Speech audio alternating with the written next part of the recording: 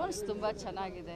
ನಿನ್ನೆ ಬೆಳಗಾವಿ ಗ್ರಾಮೀಣದಲ್ಲಿ ಮಾಡಿದ್ವಿ, ಮೊನ್ನೆ ಸವದತ್ತಿಯಲ್ಲಿ ಮಾಡಿದ್ವಿ, ಇವತ್ತು ಬೆಳಗಾವಿ ದಕ್ಷಿಣದಲ್ಲಿದೆ, ನಾಳೆ ಬೈಲಹೊಂಗಲದಲ್ಲಿದೆ.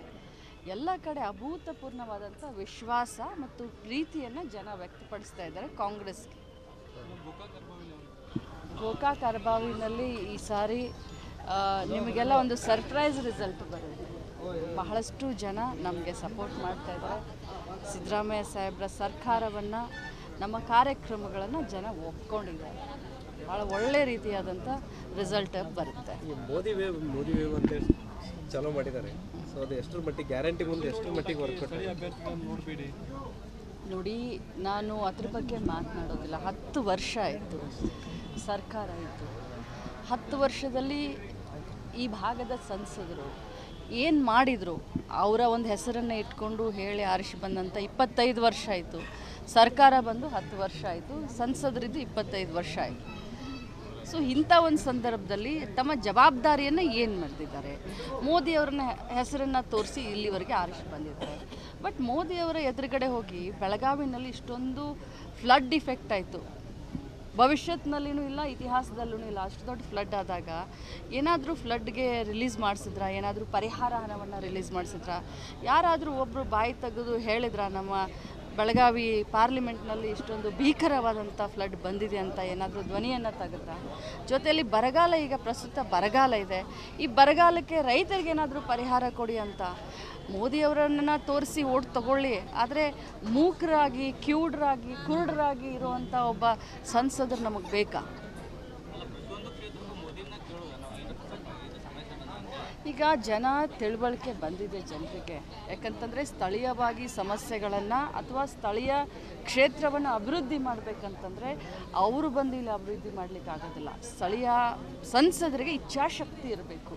ತನ್ನ ಕ್ಷೇತ್ರವನ್ನು ಅಭಿವೃದ್ಧಿ ಮಾಡ್ತೀನಿ ಅನ್ನುವಂಥ ಒಂದು ಭರವಸೆಯನ್ನು ಜನರಲ್ಲಿ ಮೂಡಿಸಬೇಕು. ಸೊ ಅದನ್ನೆಲ್ಲ ಜನ ಇವತ್ತು ನೋಡ್ತಾ ಇದ್ದಾರೆ. ಬರೀ ಆ ಒಂದೇ ವೇವ್ ಅಲ್ಲ, ಕಾಂಗ್ರೆಸ್ ಪಕ್ಷದ ಏನು ಭರವಸೆಯ ಬೆಳಕು 5 ಗ್ಯಾರಂಟಿ ಅಂತ ಹೇಳ್ತೀವಿ, ಅದನ್ನು ಕೂಡ ಇವತ್ತು ಜನ ತುಲನೆ ಮಾಡ್ತಾ ಇದ್ದಾರೆ. ಅವರು ಗ್ಯಾರಂಟಿ ಅಂತ ಹೇಳ್ತಾರೆ, ಅವ್ರು ಏನು ಕೊಟ್ಟಿದ್ದಾರೆ, ಕಾಂಗ್ರೆಸ್ ಪಕ್ಷ ಏನು ಮಾಡ್ತಾ ಇದೆ ಅನ್ನೋದನ್ನ ತುಲನೆ ಮಾಡಿ. ಜಗದೀಶ್ ಶೆಟ್ಟರ್ ಅವರು ಹೇಳ್ತಾ ಇದ್ದಾರೆ, ಬೆಳಗಾವಿ ನನ್ನ ಕರ್ಮಭೂಮಿ. ನೋಡಿ, 6 ಸಾರಿ ಅಲ್ಲಿ MLA ಆಗಿ ಆರಿಸಿ ಬಂದಿದ್ದಾರೆ ಹುಬ್ಳಿ ಸೆಂಟ್ರಲ್ ಕ್ಷೇತ್ರದಲ್ಲಿ. 6 ಸಾರಿ ಮತ್ತೆ ಬಿಟ್ಕೊಟ್ಟು ಇದು ನನ್ನ ಕರ್ಮಭೂಮಿ ಅಂತ ಹೇಳಿದ್ರೆ ಬೆಳಗಾವಿಯವರೇನೋ ಅಷ್ಟು ಮುಗ್ಧ ಅಂತ ತಿಳ್ಕೊಂಡಿದ್ದಾರಾ? ಇವರು ಎಲ್ಲೋ ಬಂದು ಏನೋ ಆಗಿ ನನ್ನ ಕರ್ಮಭೂಮಿ ಇದು ಇವತ್ತಿನಿಂದ ನನ್ನಿದೆ ಅಂತ ಅವ್ರ ಮನೆ ಅಡ್ರೆಸ್ ಕೇಳಿ. ಮೊದಲು ಕರ್ಮಭೂಮಿ ಅನ್ನೋದಕ್ಕೆ ಅವ್ರ ಮನೆ ಅಡ್ರೆಸ್ ಕೇಳಿ, ಎಲ್ಲಿದೆ ಅಡ್ರೆಸ್ಸು, ಆಮೇಲೆ ಕರ್ಮಭೂಮಿ ಅಂತ ಹೇಳಿ. ಹಾಗಾದರೆ ಪಕ್ಷದಲ್ಲಿ ಇಷ್ಟೊಂದು ಜನ ಟಿಕೆಟ್ ಆಕಾಂಕ್ಷಿಗಳಾಗಿದ್ದರು, ಅವ್ರ ತರುವಾಯ ಪಕ್ಷ ಅವ್ರಿಗೆ ಯಾರಿಗಾದರೂ ಬೆಳಗಾವಿ ಲೋಕಲೈಟಿಗೆ ಯಾರಿಗಾದರೂ ಒಬ್ಬರನ್ನ ಸಹೋದರಿ ಮಂಗಳಾ ಅಂಗಡಿ ಅವರು ಸಪೋರ್ಟ್ ಮಾಡಬಹುದಾಗಿತ್ತಲ್ಲ. ಕುಟುಂಬ ನೆಕ್ಸ್ಟ್ ಅಂತ ಹೇಳಿ ಕುಟುಂಬ ಸದಸ್ಯರಾದಂಥ ಬೀಗರಾದಂಥ ಶೆಟ್ಟರಿಗೆ ಯಾಕೆ ಸಪೋರ್ಟ್ ಮಾಡಿದರು? ಅವರ ಪಕ್ಷದಲ್ಲಿ ಎಷ್ಟೋ ಜನ ಆಕಾಂಕ್ಷಿಗಳಿದ್ರಲ್ಲ, ಭಾಳಷ್ಟು ಕೆಲಸನೂ ಮಾಡಿದರು 2 ವರ್ಷದಿಂದ. ಸೊ ಅವ್ರಿಗೆ ಸಪೋರ್ಟ್ ಮಾಡಿದರೆ ಮಂಗಳಾ ಅಂಗಡಿಯವರು ಹೇಳ್ತಾ ಇರೋವಂಥ ಮಾತಿಗೆ ನಾನು ಶಬಾಷ್ ಅಂತ ಇದ್ದೆ. ಇವತ್ತು ಅವರು ಈ ಹೇಳುವಂಥ ಮಾತೇನಿದೆಯಲ್ಲ, ಇದು ಜನರ ದಿಕ್ಕನ್ನು ತಪ್ಪಿಸ್ಲಿಕ್ಕೆ ಹೊರತಾಗಿ ಹೇಳ್ತಾ ಇದ್ದಾರೆ ಪಕ್ಷ ಮೊದಲು, ಪಕ್ಷ ಮೊದಲು, ಪಕ್ಷ ಮೊದಲು ಅಂತಂದರೆ ಸಾಮಾನ್ಯ ಕಾರ್ಯಕರ್ತರನ್ನು ಕೊಡಬಹುದಾಗಿತ್ತಲ್ಲ. ಸುಮ್ಮನೆ ಇದೆಲ್ಲ ನಾಟಕ.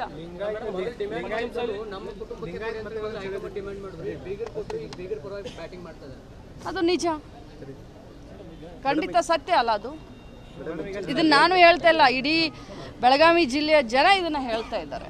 ಮೇಡಮ್, ಈಗ ಮಂಗಳಾ ಅಂಗಡಿಯವರು ಇನ್ನೊಂದು ಮಾತು ಹೇಳಿರುವಂಥ ಸಚಿವೆ ಲಕ್ಷ್ಮೀ ಹೆಬ್ಬಾಳ್ಕರ್ ಅವರು ಸಚಿವ ಸ್ಥಾನಕ್ಕೆ ಗೌರವ ತರುವಂತಹ ಮಾತುಗಳನ್ನು ಆಡಬೇಕು. ಸಚಿವರು ಇಲ್ಲೂ ಕೂಡ ಸಾಕಷ್ಟು ಹಿರಿಯರಿದ್ದಾರೆ ಬೆಳಗಾವಿಯಲ್ಲಿ, ಆದರೂ ಕೂಡ ಅವರಿಗೆ ತಪ್ಪಿಸಿ ತಾವು ಸಚಿವರಾದರು ಅನ್ನುವಂಥದ್ದು ಪ್ರೆಸ್ ನೋಟ್ ಕೊಟ್ಟರು.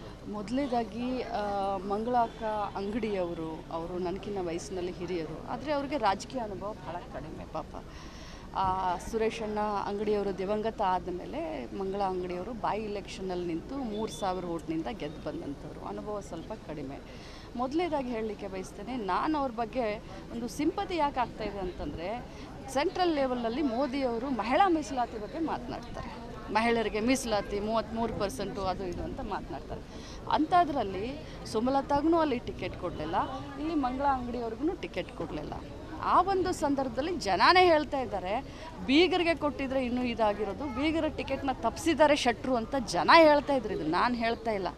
ಆಮೇಲೆ ಅವ್ರು ಇನ್ನೊಂದು ಮಾತು ಹೇಳಿದ್ರು, ಇವತ್ತು ಬೆಳಗ್ಗೆ ನಾನು ಪೇಪರ್ನಲ್ಲಿ ನೋಡಿದೆ, ಅದಕ್ಕೆ ಅವ್ರಿಗೆ ಅನುಭವ ಕಡಿಮೆ ಅಂತ ಹೇಳೋದು. ಪಾಪ ಮುಗ್ಧರಿದ್ದಾರೆ.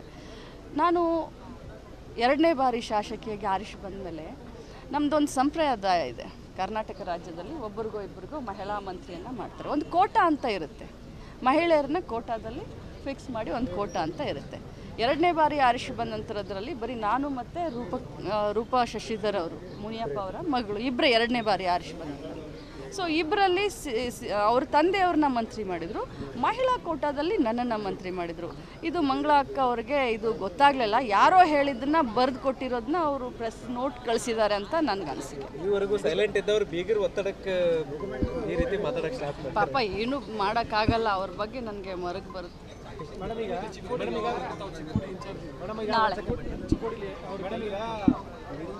ನಾಳೆ ಚಿಕ್ಕೋಡಿಗೆ ಹೋಗ್ತಾ ಇದ್ದಾರೆ.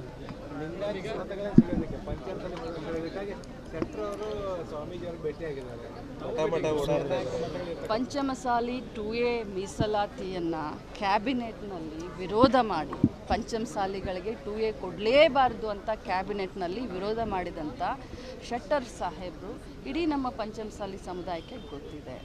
ಈಗ ಹೋಗಿ ಗುರುಗಳ ಆಶೀರ್ವಾದ ತೊಗೊಂಡಿದ್ದಾರೆ. ಅಂದರೆ ಇಲೆಕ್ಷನ್ ಪ್ರಕ್ರಿಯೆಯಲ್ಲಿ ಎಲ್ಲರೂ ಎಲ್ಲ ಗುರುಗಳ ಹತ್ರ ಹೋಗಿ ಆಶೀರ್ವಾದ ತೊಗೊಂಡಿದ್ದಾರೆ. ಆದರೆ ಸಮಾಜಕ್ಕೆ ಗೊತ್ತಿದೆ ಯಾರು ಸಮಾಜದ ಮೀಸಲಾತಿಯಲ್ಲಿ ಹೋರಾಟ ಮಾಡಿದ್ರು, ಯಾರು ಸಮಾಜಕ್ಕೆ ಮೀಸಲಾತಿ ಕೊಡಬಾರ್ದು ಅಂತ ಕ್ಯಾಬಿನೆಟ್ನಲ್ಲಿ ಜಗಳ ಮಾಡಿದ್ರು, ಇದು ಸಮಾಜಕ್ಕೆ ಗೊತ್ತಿದೆ.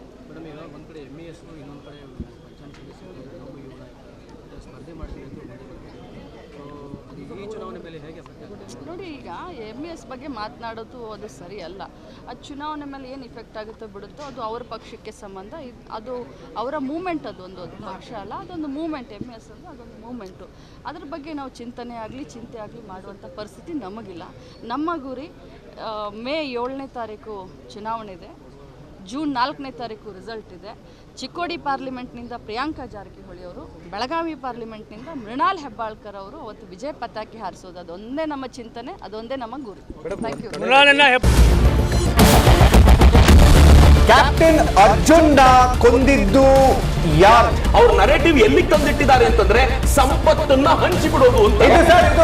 ಇದು ಸ್ಟುಡಿಯೋ ಟಿಪ್ಪು ಜಯಂತಿ ಮಾಡಕ್ಕೆ ಅವ್ರಿಗೆ ಖಂಡಿಸಿದ್ರು. Very nice. ಯಾರು ತಪ್ಪು ಮಾಡಿರೋದಿಲ್ಲಿ? ಓಲೈಕೆ ಹೇಳಿಕೆ ಇದು ಅಂತ ಹೇಳಿ ಯಾಕೆ ಪರಿಗಣಿಸಬಾರ್ದು? I.N.I. ವೇದಿಕೆ ಇದು ಫೋಟೋ ಎಲ್ರಿಗೂ ಒಂದು ಟೈಮ್. ನಿಮ್ಮ ಸಮಯ ಮುಗಿದಿದೆ. ಅವ್ರು ಹೇಳೋಕ್ಕಿಂತ ಮುಂಚೆನೆ ಹೇಗೆ ಪ್ರತಾಪ್ ಸಿಂಹ ಪಾಸ್ ಕೊಟ್ಟಿದಂತ ಆಗ್ಲಿ ಡಿಕ್ಲೇರ್ ಆಗೋಗಿತ್ತು ಅಂತ ನನಗೊಂದು ಡೌಟ್ ಬಂತು. ಸಾಕು ನಿಲ್ಸಿ. ಕೆಟ್ಟ ಪದ ಬಳಕೆ ಕಾಂಬಿನೇಷನ್ ಇಟ್ಟಿಲ್ಲ ನಾವಿಲ್ಲಿ.